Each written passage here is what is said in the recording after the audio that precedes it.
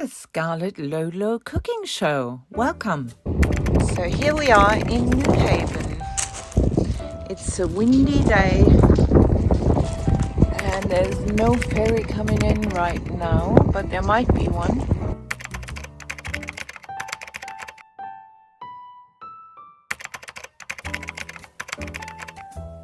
Hello and welcome to the Scarletlolo cooking show.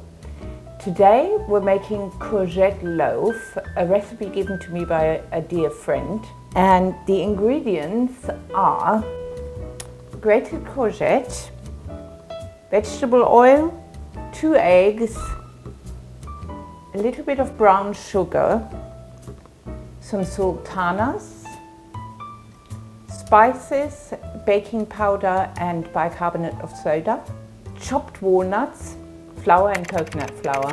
This is a really simple recipe. We just whisk up the eggs, we put all the wet ingredients in with the eggs, and then we mix the dry ingredients, put them in, and in the oven it goes.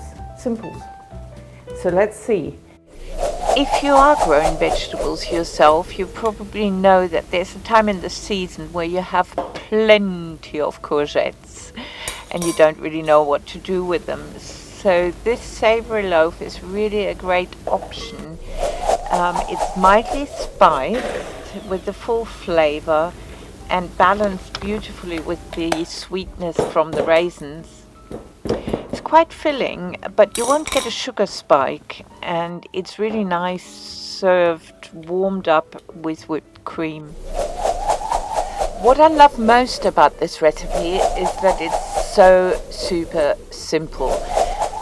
You just mix all the wet ingredients, mix them with the dry ingredients, and then you put it in the oven.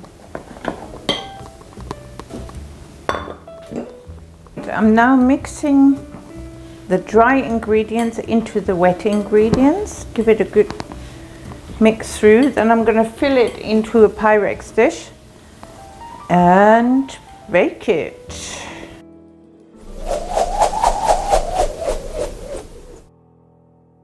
It smells delicious.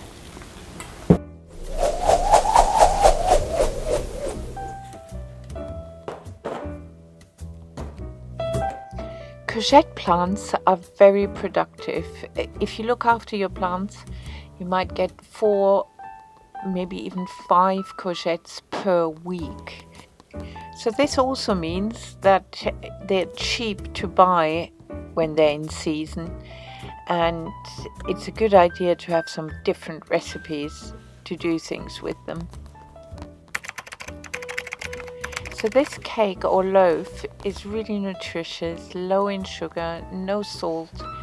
My credo has always been low salt, low sugar, little fat. I like cream, I love butter, it's unsalted butter, but everything in moderation.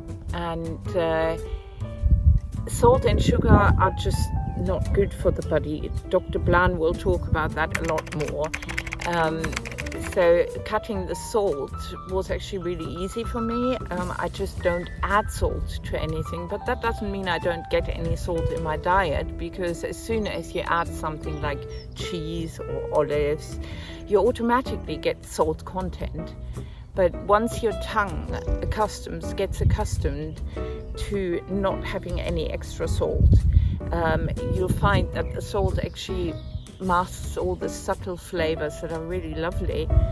And this super easy cake has lots of subtle flavors, and it's a really nice mix, and the balance hangs between sweet and savory.